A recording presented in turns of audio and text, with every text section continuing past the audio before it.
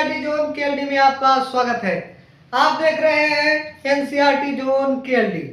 जैसा कि कक्षा 10 के गणित विषयों का हम अध्ययन कर रहे हैं, जिसमें से चैप्टर 2 बहुपद को हम अध्ययन कर रहे हैं, जिसमें हमने पूरे का पूरा एनसीईआरटी बुक के जो प्रश्नावली थे सबको कर लिए हैं। अब हम एमसीक्यू सीरीज लेकर आए हैं, जिसमें से 7 एमसीक्यू क्वेश्चन पिछले वीडियो में हमने कर चुके हैं। आज हम नंबर 8 से चालू करेंगे। लगभग 10 क्वेश्चन एमसीक्यू का करने की कोशिश किया जाएगा और तब जाके ये वीडियो को समाप्त किया जाएगा। और इम्पोर्टेंट एमसीक्यू क्वेश्चन है जो कि प्रीवियस ईयर में पूछे गए हैं, लगभग 50 एमसीक्यू क्वेश्चन करवाया जाएगा। तो वीडियो को बिना स्किप किए एक बार जरूर देखें और चैनल को सब्सक्राइब कर लें, ताकि 50 एमसीक्यू डेली, हर एक चैप्टर का 50 एमसीक्यू हमारा टारगेट बनाया गया है, ताकि आप बोर्ड परीक्षा में एकदम धड़ल्ले से उड़ा के आओ और उसको धुआं धुआं कर दो। ठीक है, आ जाओ। प्रश्न का राज, निम्नलिखित में से कौन सा व्यंजक बहुपद नहीं है? कौन सा व्यंजक बहुपद नहीं है? ठीक है, प्रश्न आपका है निम्नलिखित में से कौन सा व्यंजक बहुपद नहीं है? तो बहुपद होने के लिए क्या होना चाहिए? अगर कैसे हम पहचाने कि कोई चीज बहुपद है कि नहीं है? तो बहुपद को पहचानने के लिए सबसे सिंपल तरीका होना चाहिए कि जो चर होता है उसका घात जो होना चाहिए वो क्या होना चाहिए? पूर्णांक होना चाहिए। क्या होना चाहिए? पूर्णांक होना चाहिए। यानी कि चर की घात क्या होनी चाहिए? पूर्णांक। जैसे इसमें पूरा x दिया है, तो x आपका क्या है? चर है। अब चर पे जो घात होना चाहिए पूर्णांक होना चाहिए, या क्या कह सकते हो, शून्येतर संख्या होनी चाहिए। ठीक है, अब इस पे तो पहले नंबर आप बटे में नहीं होना चाहिए। अगर किसी के चर के ऊपर बटे में भिन्नात्मक है, भिन्नात्मक घात नहीं होना चाहिए। भिन्नात्मक घात नहीं होना चाहिए। दूसरी चीज होता है चर पे ऋणात्मक घात नहीं होना चाहिए। ऋणात्मक घात नहीं होना चाहिए। ठीक है, चर जो है रूट वगैरह में नहीं होना चाहिए, करड़ी में नहीं होना चाहिए।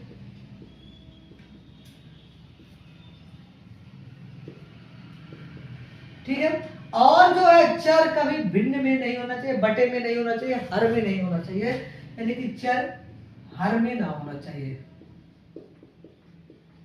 अगर ऐसा है तो वो भिन्न आपका, अगर इसमें से कुछ भी मिल रहा है तो उसको बहुपद में हम गिनती नहीं करेंगे। पहला ऑप्शन देखो, x² माइनस का 4x प्लस का 2, ये तो बहुपद है। यहां देखिए करड़ी में आ गया, हमने क्या लिखा कि चर कभी करड़ी में नहीं होना चाहिए, तो ये आपका बहुपद नहीं है। और वही प्रश्न पूछा कि बहुपद नहीं है, तो option number B is right answer.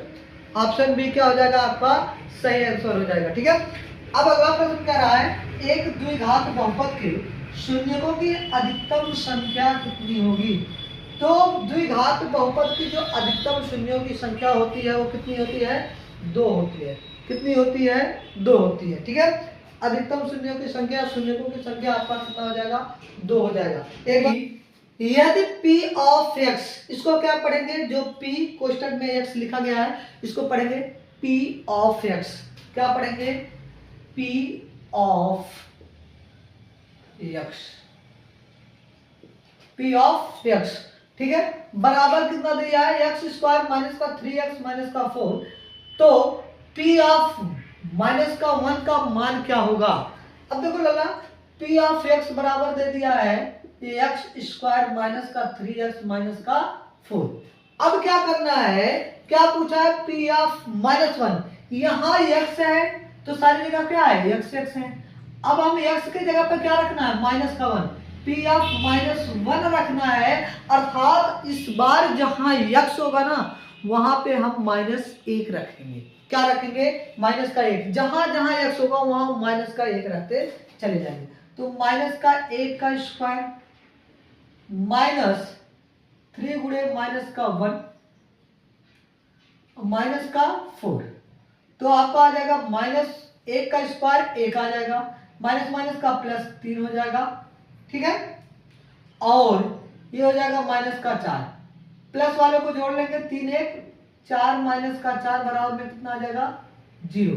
क्या आ जाएगा, माइनस बराबर में आपका 0 आ जाएगा, अर्थात इसका जो पी ऑफ 1 का वैल्यू आ जाएगा 0 आ जाएगा। कितना आ जाएगा, 0 आ जाएगा। जहां पर x है वहां पर -1 रखना है, यही आपको करना है, बस इतना ही इसमें क्वेश्चन था। ठीक है, अगला प्रश्न कर रहा है, यदि द्विघात बहुपद इतना x² + 3x + k का एक शून्यक 2 है। ध्यान रखना क्या बोला है, शून्यक 2 है तो k का मान ज्ञात करना है। बाबू एक बात समझ लो, अगर हम ये बहुपद है इसको हम लिख दे p ऑफ x बराबर x² + 3x + का k, कोई दिक्कत नहीं होना चाहिए।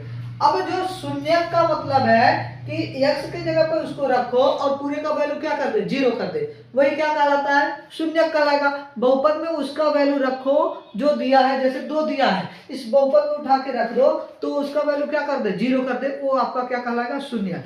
तो हम क्या करेंगे, p ऑफ 2 लिखेंगे, p ऑफ 2 करेंगे तो जहां जहां x है वहां पे क्या हो जाएगा 2 और 3 गुणे 2 प्लस का k। अब कह रहा ये शून्यक है का मतलब इसका वैल्यू 0 हो जाएगा, p ऑफ 2 का वैल्यू क्या हो जाएगा 0 बराबर 2 का स्क्वायर कितना हो जाएगा 4 प्लस 3 दूनी 6 प्लस का k, 6 4 कितना हो जाएगा 10 प्लस का k। ये 10 प्लस में इधर आएगा क्या हो जाएगा माइनस, तो k बराबर माइनस का कितना आ जाएगा 10, के बराबर आपका कितना आ जाएगा माइनस का 10 आ जाएगा। क्या आ जाएगा माइनस का 10, यानी कि B is right answer, B is right answer. ठीक है, चलिए एक बार स्क्रीनशॉट लीजिए, फिर अगले प्रश्न पर हम आते हैं। स्क्रीनशॉट ले लीजिए आप लोग।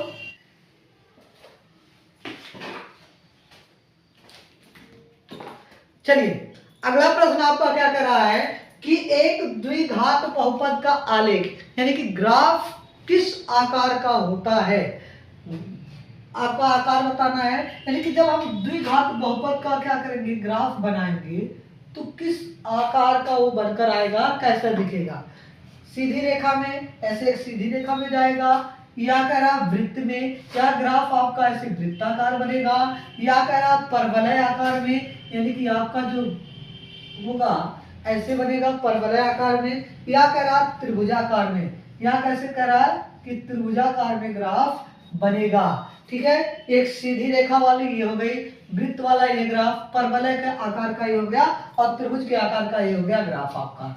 तो कौन सा होता है, सी वाला होता है परवलय का, यानी कि पैराबोला आकार का होता है आपका द्विघात बहुपद का आकार। जो ग्राफ द्विघात बहुपद का ग्राफ क्या होता है, परवलय आकार का होता है। ये आप नोट पॉइंट में लिख लेंगे, बहुत ही इंपॉर्टेंट है।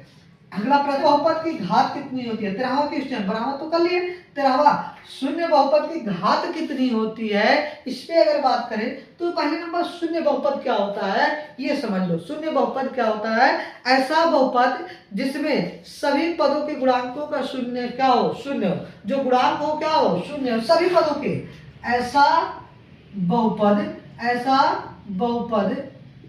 जिसके सभी पदों के गुणांक क्या हो, शून्य हो, वो क्या कहलाता है आपका शून्य बहुपद कहलाता है। भाई जैसे अगर हम बात करें 0x पे घाते 100 प्लस 0x पे घाते 99 प्लस 0x पे घाते 88, ये सब आपका ये आया, या कह सकते 0x पे घाते लाख, या कह सकते 0x पे घाते 4 प्लस 0x पे घाते 2 प्लस 0x पे घाते 3 2 प्लस 0x प्लस 0, ये सब क्या है आपके, क्या है शून्य, क्या है आपके, क्या है ये आपका सब शून्य बहुपद है ये, यानी कि सभी का गुणांक क्या हो गया 0 हो गया, तो शून्य बहुपद कहलाते हैं। अब बात कर रहा कि घात कितनी होगी, तो घात देखो यहाँ 100 भी है, x की मैक्सिमम घात 100 भी है, यहाँ x की मैक्सिमम घात 4 भी है, यहाँ x की मैक्सिमम घात लाख भी है। तो भाई इसको आप परिभाषित नहीं कर सकते हैं, इसको परिभाषित नहीं कर सकते हैं। ठीक है, तो एक बार स्क्रीनशॉट ले लीजिए इसका। आपका क्या कर रहा है कि यदि बहुपद p ऑफ x बराबर x² माइनस का 2x माइनस का 3 हो तो शून्यक ज्ञात कीजिए। क्या निकालना है आपको, शून्यक निकालना है। तो शून्यक कैसे निकालोगे, ध्यान से सुनिएगा। p ऑफ x बराबर दे दिया है x² माइनस का 2x माइनस का 3। अब इसका कर लो गुणनखंड, 3 को तोड़ दो या मध्य भाग को तोड़ो, 2 को तोड़ो कि गुणा करने पे 3 आ जाए, जोड़ने या घटाने पे माइनस का 2 आए। गुणा करने पे माइनस का 3 आए, जोड़ने या घटाने पे कितना आ जाए, माइनस का 2 आ जाए। तो हम लिखेंगे एक्स स्क्वायर माइनस का 3x प्लस का x माइनस का 3। अब 3 का अंदर 3x हो जाएगा प्लस माइनस का माइनस, अब 3 में से 1 जाएगा माइनस का 2 आ जाएगा, ये हमने तोड़ दिया। अब क्या करोगे, कॉमन लेंगे इधर से और इधर से, इसमें कॉमन है x तो x माइनस का 3 हो जाएगा, यहाँ कॉमन है प्लस का 1 तो x माइनस का 3। ठीक है, ये गुणनखंड बहुत डिटेल में हम पढ़ाए हैं। आप जब इसको डिस्क्रिप्शन में आप जाकर इसके चैनल को हम जब वीडियो डालेंगे जो प्लेलिस्ट बहुपद का, उसमें देखिएगा बहुत डिटेल में पढ़ाया गया है, तो इसीलिए थोड़ा हम जल्दबाजी किए हैं। अब ये हो जाएगा x माइनस का 3 और दूसरे में हो जाएगा x प्लस का 1। जो 2 बार है उसको एक बार लिखेंगे और जो कॉमन आया उसको एक बार लिखेंगे। अब शून्य के लिए x माइनस 3 बराबर 0 लिखोगे तो माइनस इधर आएगा प्लस, और दूसरा आपका हो जाएगा x प्लस 1 बराबर 0 है, उधर जाएगा क्या हो जाएगा माइनस का 1। तो क्या हो जाएगा 3 कामा माइनस का 1 प्लस का 3 comma minus 1, C is right answer. अगला प्रश्न है, कह रहा त्रिघात बहुपद ax cube plus bx square plus cx plus d के शून्यकों का गुणनफल alpha into beta into gamma क्या होता है। अब देख लो, जब त्रिघात बहुपद है ax cube plus bx square plus cx plus का d, ये जब त्रिघात बहुपद है तो आप क्या करोगे, इनका पहले शून्यकों का योगफल अगर देखें, शून्यकों का योगफल आपका alpha plus beta plus gamma, ये हो जाएगा माइनस का b बाई ए। अगर दो शून्यकों का गुणनफलों का योग, दो शून्यकों का गुणनफल का योग देखें, गुणनफल का योग अगर देखें तो क्या होगा, जैसे alpha into beta plus beta into gamma plus में beta into gamma plus gamma into alpha या अल्फा इंटू गामा बराबर क्या हो जाएगा आपका, ये हो जाएगा आपका सी बाई ए। क्या हो जाएगा आपका, सी बाई ए होता है, फार्मूला है, आप थोड़ा डायरेक्ट याद करेंगे तो अच्छी बात है। और शून्यकों का गुणनफल